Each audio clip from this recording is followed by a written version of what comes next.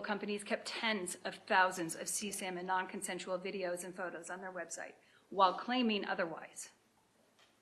The complaint also alleges that ALO companies deceive consumers about how they would use and secure their personal information. The harm that ALO companies caused is evident. The children and non-consenting adults included in the content that the ALO companies distributed were violated and injured in the most horrific of ways. The distribution of child sex abuse material and non-consensual material re-victimizes the individuals who were abused in the creation of that content. The complaint further alleges that by exposing consumers to such content, the ALO companies likely cause consumers to experience trauma and emotional distress and induce consumers to unknowingly engage in potentially unlawful conduct. In addition to filing our complaint today, we also filed today a proposed order, a settlement order. If approved by the court, the settlement order will require the ALO companies to take important steps designed to prevent the harms that I described from happening in the future. Those measures require the ALO companies to remove previously uploaded videos unless the companies verify that the individuals participating in the videos were of age and provided consent, implement a program to prevent the publication or dissemination of CSAM and non-consensual material, implement a system to respond to reports that uploaded content includes CSAM and non-consensual material, post a notice on the ALO companies' websites to inform users about the FTC's and Utah Division of Consumer Protection's complaint and order against the companies, and implement a comprehensive privacy and information security program. I want to thank the talented staff in the FTC's Division of Privacy and Identity Protection and the Bureau of Consumer Protection for their outstanding work leading to today's action. Thank you in particular to Division of Privacy and Identity Protection attorneys, Jacqueline Ford, Manmeet Dinsa, Alejandro Rosenberg, Ben Wiseman, and Bob Shashinsky, as well as our investigator, Kaylin Conant. They have joined us remotely and for this announcement today. I also want to thank the team from the Utah Division of Consumer Protection for their work on this matter. This action is so incredibly important for what it accomplishes and for protecting survivors. And it's particularly rewarding to me to be here today with former colleagues and my friends as we announce this. And I will now turn it over to Attorney General Derek Brown to talk more about Utah's team.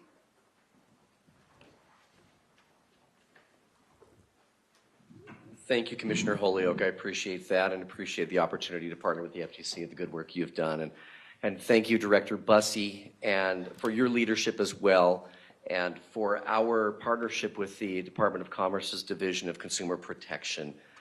Together, as many of you know, we've taken action specifically against Big Pharma for things like artificially inflating drug prices and the opioid epidemic.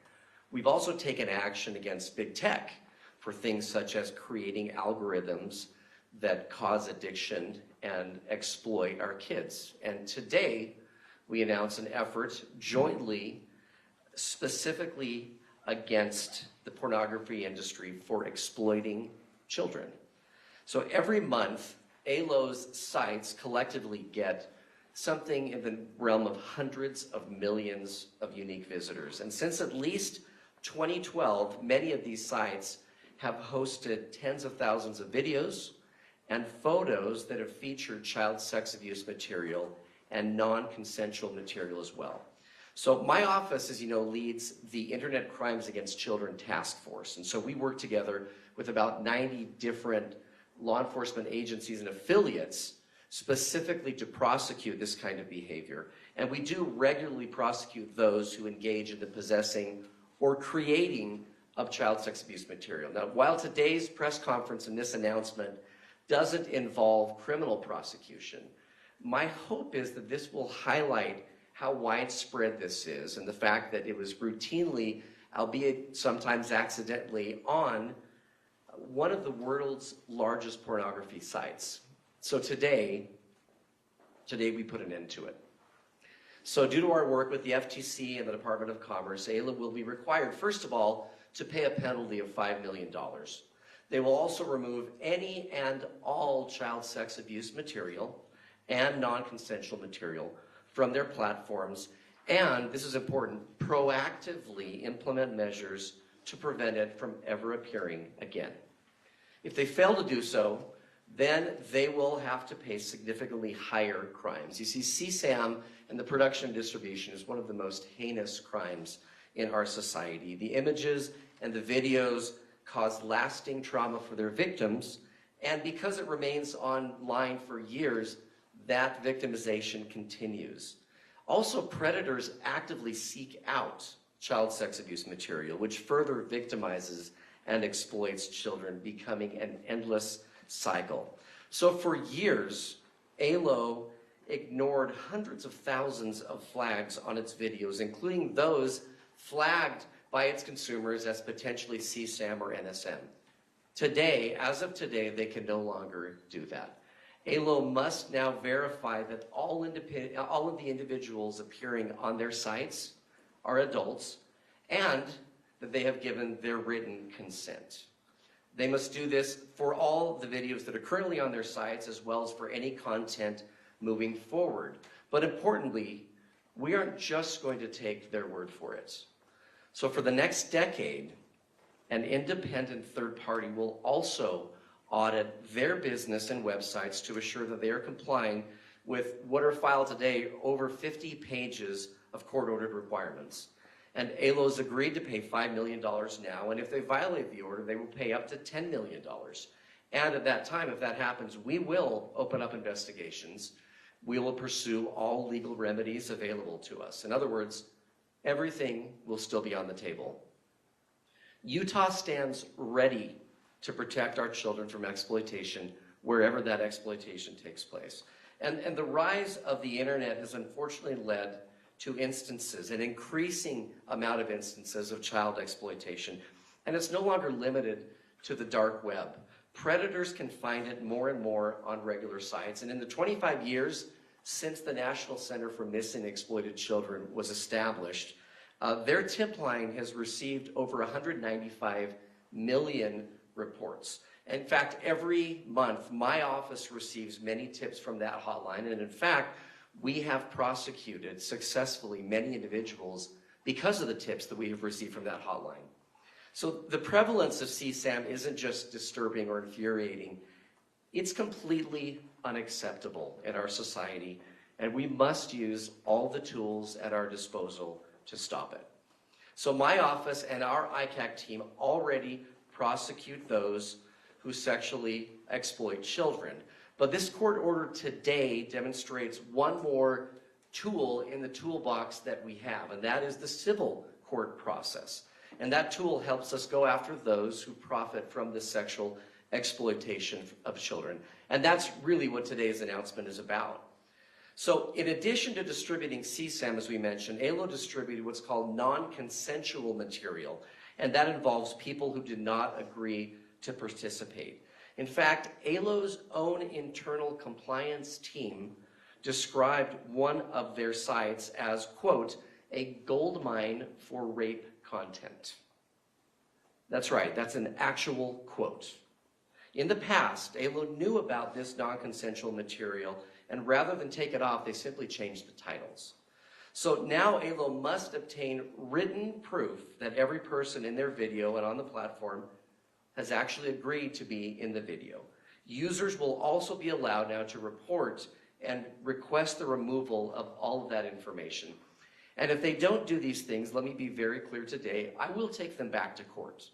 I know that while these measures will make a difference for victims of CSAM and NCM, this does not mark the end of their suffering, their trauma, and their abuse. And frankly, to state the obvious, while ALO owns some of the platforms where CSAM and NCM have been detected, they certainly don't own all of them. So that's why I hope today's message sends an important signal to the industry. If you think you can distribute CSAM and profit by exploiting our children, think again. We will find you, we will hold you accountable. And frankly, if you think that you can distribute NCM and profit by exploiting people in that manner, think again. we will find you, and we will hold you accountable. I'm proud of our attorneys who have worked so hard on this case. They're here with me today. We have Douglas Crapo, thank you for being here.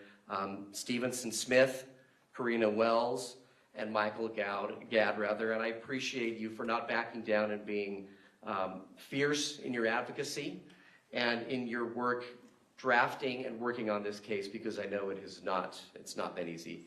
I also want to thank the FTC and the Department of Commerce for their work, and I hope this brings us closer to a moment in our society where we don't have these things. And just in closing, I'd like to add sort of one parenthetical remark. The fact that ALO profited by not removing this material should give us pause and maybe give us reason to reflect for a moment about our society. This platform we're talking about today is one of the largest, not just websites in pornography, but one of the largest in the world. Now, the First Amendment obviously protects speech that we don't agree with, speech that we may find offensive, but it does not protect this kind of material. And like so many products in our society that are legal, we allow it and we do it because we respect freedom and we respect agency and self-determination. That being said, it is addictive. And if you are addicted, I'd urge you to get help now. And judging on the sheer size of the websites, as we've discovered, you're clearly not alone. And parents, take this as an opportunity for those of you listening to talk with your kids and to monitor what is on their phones and tablets, because what we've done in terms of the lawsuits that we have filed, including with Director Bussey, those against social media companies, while those are a good step, they do not substitute for the hard work of parenting and working with your kids. Pornography used to be something that had to be searched out. Now it finds our children, as we all know. So please work with them to help your children understand and grasp the realities of this issue. And we also, I might add, have brave legislators here in Utah who have taken some heat for taking on this industry with legislation. And I want to make it clear that I will personally support any of our lawmakers who are willing to sponsor bills or implement policies that are as hostile to this industry as the First Amendment allows. So on that note, I appreciate our partners. I appreciate those who have made this step possible, this opportunity that we have to force change in an industry. Thank you.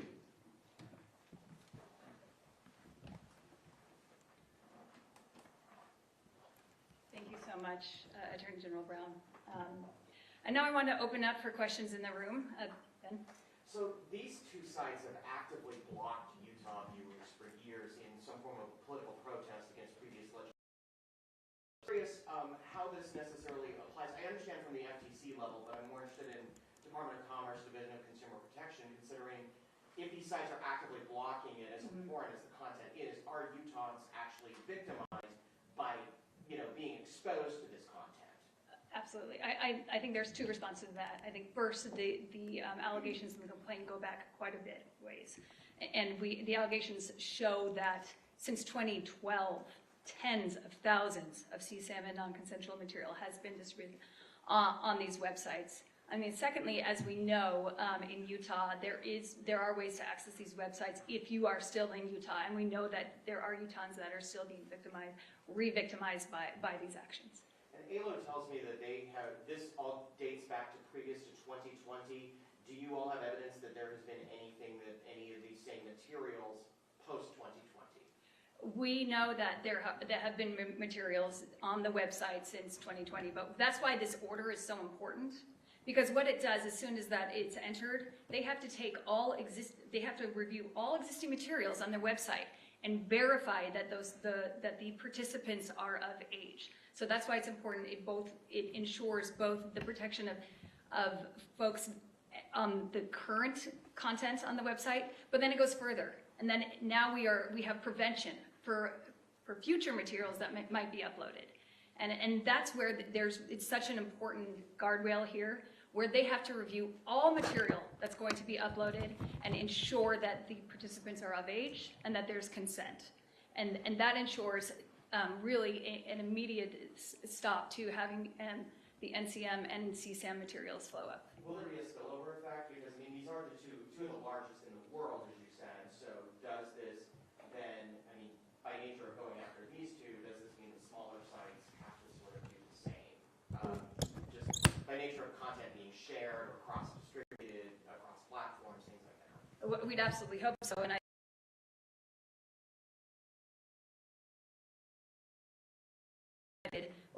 pornographic websites, but the world should take note. This is important to the in terms of making sure that this type of material does not get up on those websites, and if it does, we are going to ensure that quick removal of that. Melissa, this looks like it could be a blueprint for other states that might follow suit and try to reach these settlements. Or to achieve that, or is this just a one-off? It speaks to any other potential investigations. With the fines, do you feel like for a company with revenues as such, is that even much teeth in, I guess? I think so, and we have the $5 million that they have to pay immediately 7 days after entry of the order. But there's also a $10 million suspended judgment. So if there is absolutely any provision of the order that is violated, then that $10 million goes to Utah. But I also think that it ignores the enormous investments that these companies have to make in ensuring that these systems are in place, both the systems to look at the content that's previously on, the systems in place for content that might be uploaded, and then the systems that need to be in place for removal requests and potential investigations later on. Commissioner, can you repeat the questions when the reporters ask them for the benefit of the people? Absolutely. It looks like this agreement was signed in July. Why is the 2-month lag in actually filing it? It's not uncommon when we're working through these settlements. The question was, why is there a 2-month lag after the settlement that had been signed? And that's not uncommon in settlements and investigations. General Brown, can I throw one at you? Yeah. Not to diminish the significance of this, but you said at the outset that this is one of the most heinous crimes committed. How come? That's a great question. Well, first of all, comment on any, but I think it's important to remember a couple of things. First of all, if they don't comply with the terms, that is something that we can look at. I mean, that is specifically contemplated, and so in the event that they don't, that is something we can look at. But really, from our standpoint, what matters most here is the fact that we are, as the commissioner referenced, we're really forcing change in an industry that is long overdue in terms of need for change. And that's the real value behind what it is that's taking place today. But the toolbox, so to speak, of tools that we have available to us to attack what you mentioned is one of the most heinous crimes out there is plentiful. And one of them obviously is the criminal side, one is the civil side, and today this is the civil side of that issue. And to go back to your question on other states looking at this, I do want to mention there was a question on whether other states might look into similar activities. I do want to note that this order applies nationwide in terms of the requirements of Pornhub and the related sites and the related companies. So the FTC was certain to make sure that these guardrails are things that we can see across the country.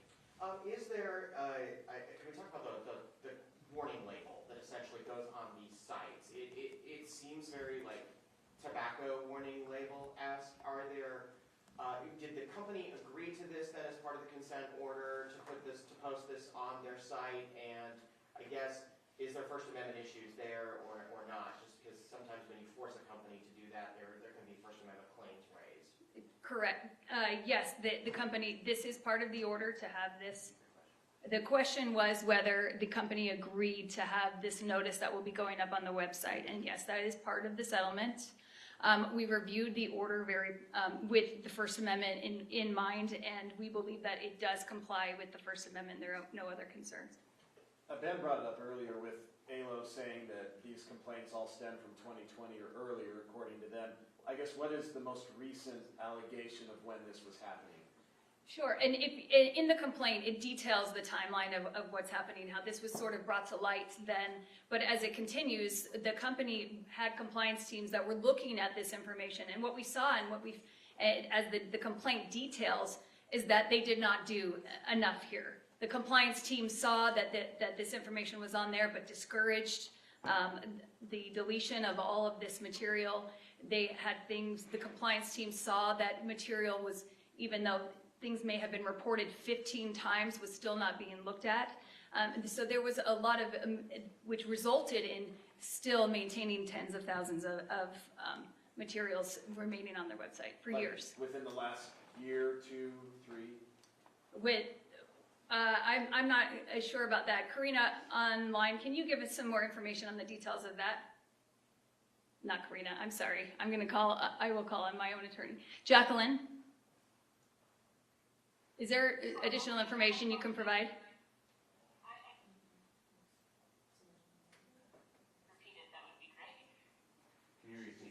So the question is whether in the last year or two there are materials still remaining on the website. Yeah, so our complaint does allege that there are materials on the website, but also we recognize that they have done a lot to keep things off as we've been negotiating with them. So, and like you said, we allege in the complaint that since 2012, ALO distributed tens of thousands of videos and photos featuring CPAM and FDM, and the order that is being announced today has been carefully crafted to respond to the complaint's allegations in a way that we hope the safeguards imposed will prevent CSAM and NCM from being uploaded in the first instance. Commissioner, just a clarifying question. The tens of thousands of images and videos, those were not, I assume, all distributed in Utah. We don't know specifically how many were. I mean, they're all up there for anybody to view, I guess. No, I don't believe we have information as to the question was whether the tens of thousands of videos were all distributed in Utah. And no, I don't believe we have information on the exact number that were distributed in Utah. There are no more questions in the room. Oh, one more question. So as you mentioned, with the FTC involved, this case can monitor activity nationwide, but for clarification, other states will have to reach their own settlement to get any of this payout from you. Yes, you're correct that the question was whether the relief, the injunctive relief and the requirements that Pornhub and these companies must take is nationwide, but the payment itself, whether that would reach other states. And you are correct, the payment itself goes to the state of Utah, does not go to the FTC to distribute. Well, so where will that money go once it comes to the state of Utah? Or maybe I'll leave that to Director Bussey. Yeah.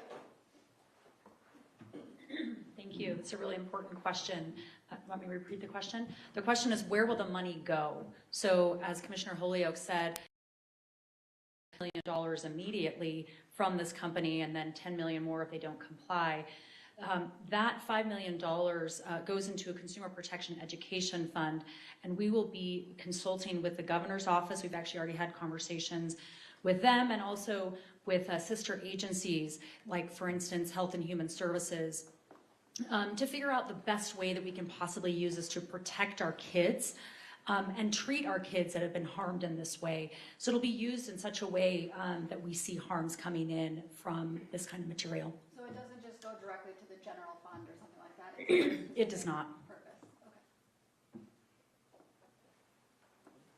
If there are no more questions in the room, we can turn to the questions online. Yeah, we have a question from Mike Swift. We're going to allow to talk from MLEX.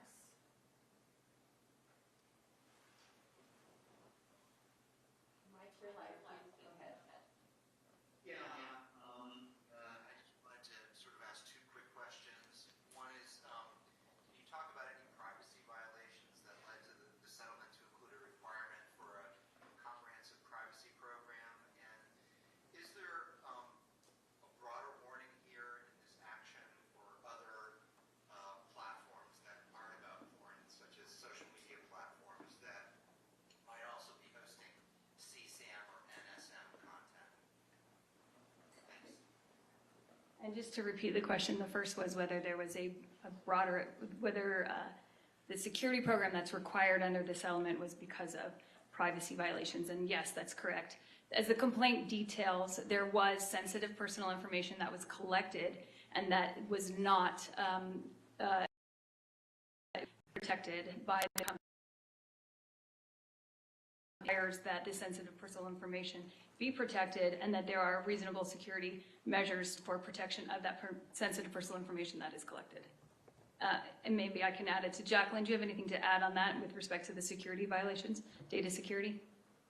Thank you, Commissioner Holyoke, and I should have introduced myself. My name is Jacqueline Ford, and I'm an attorney with the FTC.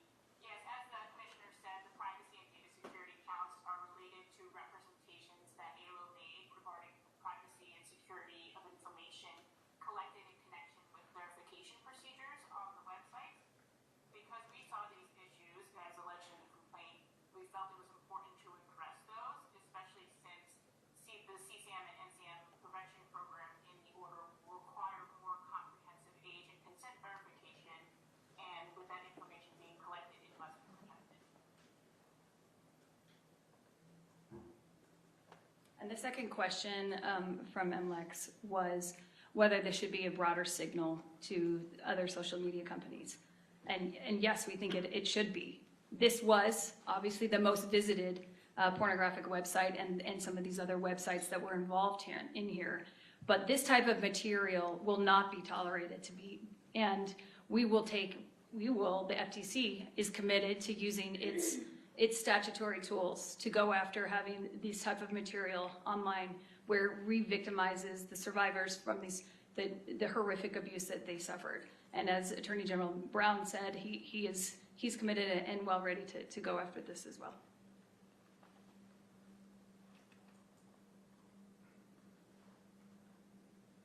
Any other questions from our attendees online?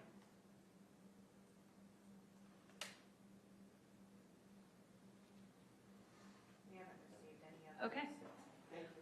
Well, thank you very much, everyone, for coming.